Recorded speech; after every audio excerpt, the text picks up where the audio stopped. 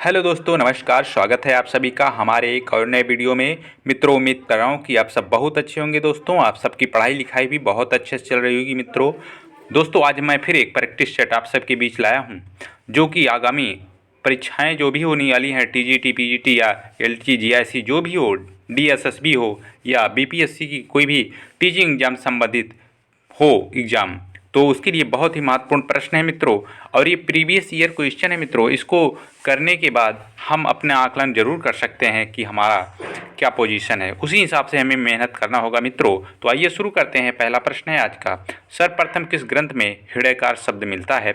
ऋग्वेद में, सामवेद में, यजुर्वेद में, अथर्ववेद में? तो हृदयकार जो शब्द मिलता है मित्रों सर्वप्रथम, वो यजुर्वेद में मिलता है। हमारा ऑप्शन इसमें सी सही हो जाएगा। आप लोग इसको याद रखेंगे। और हृदयकार मतलब ये कर देने वाला जो है, इसके लिए जो शब्द हृदयकार जो शब्द होता था वो कर के लिए उपयोग होता था। हृदयकार शब्द, इसको भी आप लोग ध्यान देंगे कि कर के लिए ये जो है शब्द उपयोग में आता था। ठीक है, अगला प्रश्न देखते हैं हम लोग। लिखा है, प्राचीन भारत में जो विधवा पुनर्विवाह कर लेती थी उसे कहा जाता था परिगृहिता, परिणीता, पुनर्भू, निमेशिका। तो इसमें जो विधवा विवाह प्राचीन भारत में विवाह कर लेती थी मित्रों, उसे पुनर्भू शब्द का इस्तेमाल उसे किया जाता था। पुनर्विवाह के लिए क्या शब्द? पुनर्भू शब्द के लिए इस्तेमाल किया जाता था। ऑप्शन हमारा सी सही हो जाएगा।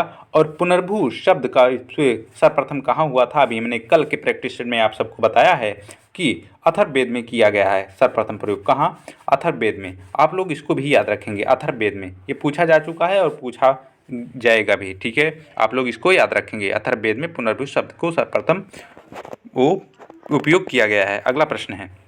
अगला प्रश्न देखते हैं हम लोग। लिखा है, निम्नलिखित में से किस वेद की रचना गद्य एवं पद दोनों में की गई है? उसका नाम है ऋग्वेद, सामवेद, यजुर्वेद, अथर्ववेद। तो गद्य और पद की जो रचनाएं हैं मित्रों, वो दोनों भाषाओं में या दोनों में की गई हैं, गद्य और पद में। तो यजुर्वेद है मित्रों। ऑप्शन हमारा सी सही हो जाएगा इसमें, यजुर्वेद। यजुर्वेद के दो वेद हैं मित्रों, शुक्ल यजुर्वेद और कृष्ण यजुर्वेद। ठीक है, आप लोग इसको भी याद रखेंगे। शुक्ल यजुर्वेद और कृष्ण यजुर्वेद, ये यजुर्वेद के दो और खंड हैं। ठीक है, आप लोग इसको याद रखेंगे। अगला प्रश्न है मित्रों, देखते हैं। निम्नलिखित में से कौन सा वेद अंशतः गद्य में लिखा गया है? यहाँ सिर्फ गद्य ही दिया है दोस्तों, आप लोग इसको ध्यान देंगे। यहाँ अंशतः गद्य में लिखा गया है, कन्फ्यूज नहीं होना है, ये कन्फ्यूज के लिए ही दिया गया है। और पद नहीं दिया गया है, गद्य ही क्योंकि दिया गया है, इसलिए हमारा जो अभी हम लोगों ने पढ़ा, तो ऑप्शन इसमें जो है ऋग्वेद है, ऑप्शन बी है, यजुर्वेद है, ऑप्शन सी है, सामवेद है, ऑप्शन डी है, अथर्ववेद है। तो इसमें ऑप्शन हमारा बी सही हो जाएगा, क्योंकि अभी हम लोगों ने पढ़ा यजुर्वेद में गद्य और पद की दोनों भाषाओं में लिखी गई है। यजुर्वेद गद्य और शुल्क यजुर्वेद और क्या है कृष्ण यजुर्वेद, दो वेद हैं उसके। ठीक है, आप लोग इसको याद रखेंगे। अगला प्रश्न है, देखते हैं हम लोग। निम्नलिखित में से कौन सा ग्रंथ भारतीय गणित का प्राचीनतम साक्ष्य है? आर्यक, धर्मसूत्र, निरुक्त, शुल्बसूत्र। तो इसमें ऑप्शन हमारा डी सही हो जाएगा मित्रों। शुल्बसूत्र जो है वो भारतीय प्राचीनतम साक्ष्य है। और शुल्बसूत्र मतलब होता है, शुल्क मतलब होता है रस्सी। रस्सी जो मित्रों काम आती थी, वो जब यज्ञ बनते थे, यज्ञ जो बनाया जाता था, वो उस रस्सी से ही नाप के प्राचीन काल में बनता था। उसी के लिए शुल्बसूत्र जो है शब्द का प्रयोग किया गया। ठीक है, आप लोग इसको याद रखेंगे। अगला प्रश्न है, हम लोग देखते हैं कि निम्नलिखित में से कौन वेद देवता नहीं है? यहाँ मित्रों एक कन्फ्यूजन है कि अगर यहाँ वैदिक देवता नहीं, इसको काट दिया जाए कि वैदिक देवता है, यहाँ पूछा जाए विष्णु है, कृष्ण है, इंद्र है, ब्रह्मा है, तो वैदिक देवता जो हैं वो मित्रों सिर्फ और सिर्फ इसमें क्या है? ब्रह्म, विष्णु हैं। क्या है? विष्णु। बाकी ये सब जो है ये सब वैदिक देवता नहीं है। कृष्ण और इंद्र, ब्रह्मा, ये सब वैदिक देवता नहीं है। एक ही वैदिक देवता है इसमें जो यहाँ नहीं शब्द है।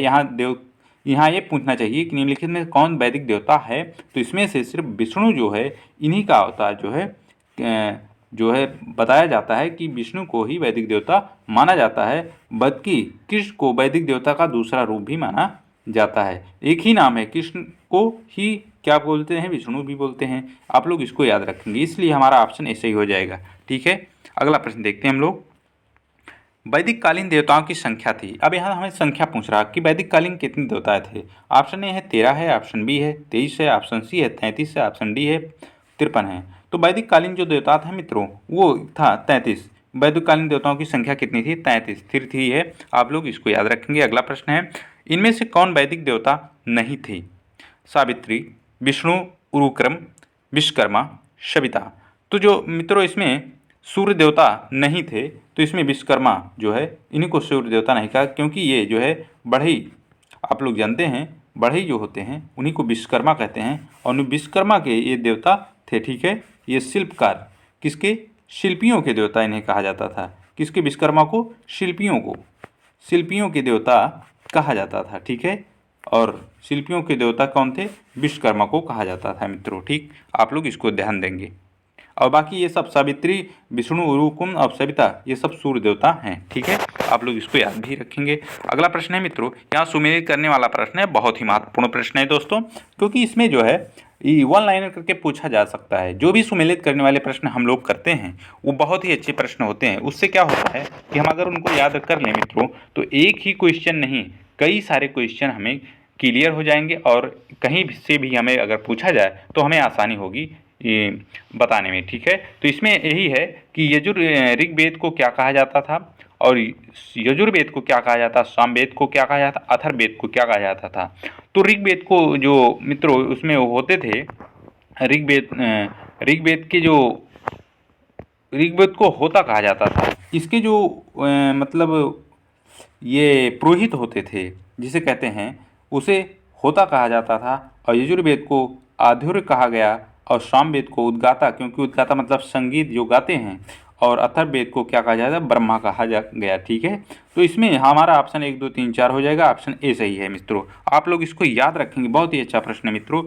ऋग्वेद के जो पुरोहित होते थे उनको क्या जाएगा? होता कहा जाता था, या जो यज्ञ संपूर्ण कार्य करवाते थे यज्ञ संबंधित, उन्हें होता कहा जाता था। और यजुर्वेद के जो संबंधित यज्ञ संबंधित कार्य पूर्ण करवाते थे आधुर्य कहा जाता था। सामवेद के जो उद्गाता थे मित्रों, वो जो शारीरिक काम करवाते थे वो उन्हें उद्गाता कहा गया, और अथर्ववेद को ब्रह्मा कहा गया मित्रों। ठीक है, इसीलिए आप लोग इसको याद रखेंगे। अगला प्रश्न देखते हैं हम लोग। लिखा है इसमें, युद्ध का प्रारंभ मनुष्य के मस्तिष्क में होता है, किस ग्रंथ में उल्लिखित है? ऋग्वेद, सामवेद, अथर्ववेद, मुंडक उपनिषद में। तो युद्ध का प्रारंभ मनुष्य के मस्तिष्क में होता है, तो इसमें जो है ऑप्शन सी से हो जाएगा, अथर्ववेद में ये उल्लिखित है। और पुनर्भू शब्द का भी उल्लेख, पुनर्भू शब्द का भी उल्लेख मिलता है अथर्ववेद में मित्रों। आप लोग इसको भी याद रखेंगे। ठीक है, अगला प्रश्न है, देखते हैं। वेदों के व्याख्यात्मक हिस्से को कहा जाता है? ब्राह्मण, आरण्यक, संहिता, उपनिषद। तो वेदों की जो काव्यात्मक हिस्सा है मित्रों उसे कहा जाता था संहिता कहा जाता था। काव्यात्मक हिस्से को क्या कहा जाता? संहिता कहा जाता था। वेदों के काव्यात्मक हिस्से को संहिता कहा जाता था मित्रों। आप लोग बार बार रिपीट करके पढ़ेंगे तो आप लोगों को पढ़ने में आसानी होगी और याद करने में भी आसानी होगी। अगला प्रश्न है, वेदों को कहा जाता है वेदांत, दर्शन, ध्वनि उच्चारण, व्याकरण। तो ऑप्शन इसमें सही हो जाएगा।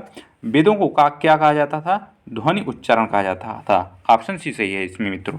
ठीक है, अगला प्रश्न है, युद्ध के लिए ऋग्वेद में किस शब्द का प्रयोग किया गया है? आप सबको बताना है। युद्ध के लिए ऋग्वेद में, यहाँ क्या पूछ रहा है कि ऋग्वेद में युद्ध के लिए क्या शब्द प्रयोग किया गया है? बर्मन, गविष्टि, बलि, वज्र। तो इसमें जो है युद्ध के लिए मित्रों ये गविष्टि शब्द को प्रयोग किया गया है। और गविष्टि जो शब्द है वो गाय के लिए लड़े जाने वाला युद्ध था। किसके लिए? गाय के लिए लड़े जाने वाला युद्ध को क्या कहा जाता है? गविष्टि कहा जाता था। और ये गविष्टि शब्द कहाँ मिलता है? ऋग्वेद में मिलता है। आप लोग इसको भी याद रखेंगे। ठीक है, अगला प्रश्न है, देखते हैं। वैदिक काल में किस पशु को अघन्या माना गया है? बैल, भेड़, गाय, हाथी। तो इसमें अघन्या जो माना गया है मित्रों वैदिक काल में वो गाय को माना गया है। बहुत ही महत्वपूर्ण ये प्रश्न है मित्रों। अघन्या किसे कहा गया है? तो गाय को कहा गया है वैदिक काल में। ठीक है, और बहुत पवित्र इन्हें माना भी जाता था। गाय को माता के रूप में माना जाता है, आज भी माना जाता है मित्रों। ठीक है, अगला प्रश्न देखते हैं हम लोग। 16 संस्कारों में उपनयन संस्कार किस क्रम पर है? 11वां, 10वां, 9वां और क्या है 12वां। तो मित्रों इसमें जो उपनयन संस्कार है वो 11वां स्थान है इसका उपनयन संस्कार। 10वां जो है मित्रों वो विद्या आरंभ है, मतलब पढ़ाई लिखाई का कार्य यहाँ से शुरू हो जाता था 10वां। और 12वां जो है उस संस्कार मित्रों वो है वेद आरंभ, मतलब वेदों के आरंभ होता था यहाँ से। ठीक है। 12वां संस्कार, आप लोग इसको ध्यान देंगे। तीनों को बहुत ही महत्वपूर्ण प्रश्न है कि 10वें में विद्या आरंभ होता था और 12वें में क्या होता था, वेदों का आरंभ होता था, और 11वां जो है वो सबसे महत्वपूर्ण उपनयन संस्कार होता था। ठीक है मित्रों, अगला प्रश्न देखते हैं हम लोग कि कौन शिक्षा से संबंधित नहीं है। उपनयन, समावर्तन, ब्रह्मचर्य, सीमांतोन्नयन। तो इसमें मित्रों जो है सीमांतोन्नयन यही जो है शिक्षा संबंधित नहीं होता था। ये गर्भावस्था से में जो है 4 से 8 महीने के गर्भावस्था में ही ये सीमांतोन्नयन कराया जाता था। बाकी ये सब उपनयन, समावर्तन और ब्रह्मचर्य जो है ये शिक्षा संबंधित हैं। बाकी यही ऑप्शन डी जो है सीमांतोन्नयन यही नहीं है। ठीक है, अगला प्रश्न देखते हैं हम लोग। वैदिक युग में कौन सी सामाजिक कुप्रथा प्रचलित नहीं थी मित्रों। यहाँ मित्रों ये देखना है कि कौन सी सती प्रथा वैदिक काल में कुप्रथा नहीं थी। बाल विवाह, सती प्रथा, पर्दा प्रथा और बहुपत्नी प्रथा। तो इसमें मित्रों लगभग सभी जो है कुप्रथाएँ, बाल विवाह, सती प्रथा और पर्दा प्रथा, ये सब जो है मित्रों ये सब सभी जो है प्रचलित थे। यहाँ ये प्रश्न ही गलत है मित्रों। बाकी एक प्रथा नहीं प्रचलित थी, इसमें सभी प्रथाएं जो हैं वो प्रचलित थी मित्रों। यहाँ कह रहा है कौन सी प्रथा नहीं प्रचलित है। यहाँ नहीं मतलब यहाँ लिखना चाहिए कि कौन सी प्रथा प्रचलित थी, तब तो सही क्वेश्चन होता, लेकिन यहाँ ये प्रश्न ही ये क्वेश्चन गलत ही है मित्रों। ठीक है, आप लोग इसको गलत मारिएगा। अगला प्रश्न देखते हैं हम लोग। वैदिक काल में निम्नलिखित में से कौन सी प्रथा प्रचलित नहीं थी। यहाँ देखिए दहेज, बौद्ध मूल्य, विधवा विवाह, बाल विवाह। यही बाल विवाह जो है मित्रों वैदिक काल में यही प्रचलित नहीं थी। बाकी दहेज, बौद्ध मूल्य और विधवा विवाह यही ये प्रथाएं प्रचलित थीं। ठीक है, आप लोग इसको याद रखेंगे। अगला प्रश्न देखते हैं हम लोग। निम्नलिखित में से इंद्र को ऋग्वेद में किस नाम से पुकारा गया है। वीरेंद्र, पुरंदर, पशुपति, मारुत। तो इंद्र को जो है मित्रों सबसे ऋग्वेद में सबसे महत्वपूर्ण देवता इंद्र को माना गया और इसे पुरंदर कहा जाता था। पुरंदर मतलब होता है किले को तोड़ने वाला। ठीक है, किले को तोड़ने वाला। ठीक है, आप लोग इसको भी याद रखेंगे मित्रों। किले को तोड़ने वाला किसे कहा जाता था, तो इंद्र को और किस नाम से पुकारा जाता है, पुरंदर। और पुरंदर का मतलब होता है किले को तोड़ने वाला। ठीक है मित्रों, अगला प्रश्न देखते हैं। ऋग्वेद संहिता की 1/4 ऋचाएँ ... को निर्देशित करती हैं। ऑप्शन ए है रुद्र को, ऑप्शन बी है मारुत को, ऑप्शन सी है अग्नि को, ऑप्शन डी है इंद्र को। तो ऋग्वेद की संहिताएं जो 1/4 ऋचाएँ हैं मित्रों वो इंद्र को निर्देशित करती हैं और सबसे ज़्यादा इंद्र को ही महत्व दिया गया है उस ऋग्वेदिक संहिता में। ठीक है, अगला प्रश्न देखते हैं हम लोग। अद्वैत काल की अनुभूति किस काल में हुई थी। ऋग्वैदिक काल में, उत्तर वैदिक काल में, शंकराचार्य के समय, स्वामी दयानंद के समय। तो अद्वैत काल की अनुभूति जो हुई मित्रों वो उत्तर वैदिक काल में हुई। ऑप्शन हमारा सी सही हो जाएगा, आप लोग इसको याद रखेंगे। अगला प्रश्न है भारतीय संस्कृति की आधारशिला क्या है। मानव कल्याण, गाय, गंगा, ऋग्वेद। तो भारतीय संस्कृति की आधारशिला जो है मित्रों वो क्या है, वो ऋग्वेद है मित्रों। ठीक है, ऑप्शन हमारा डी सही हो जाएगा इसमें। ठीक, ऑप्शन हमारा इसमें कौन सा ही हो जाएगा, डी सही हो जाएगा मित्रों। बस मित्रों आज के लिए इतना ही प्रश्न था। उम्मीद कर रहा हूँ कि ये टॉपिक आपको बहुत ही अच्छा लगा रहा होगा और आप सब अपने प्रैक्टिस सेट को बराबर करते रहिए और अपने आप को आंकते रहिए कि हमारा कितना सही है, अभी हमें कितने तैयारी की ज़रूरत है मित्रों। तो मिलते हैं किसी और नए टॉपिक के साथ किसी और नए दिन। तब तक सभी को नमस्कार, जय हिंद।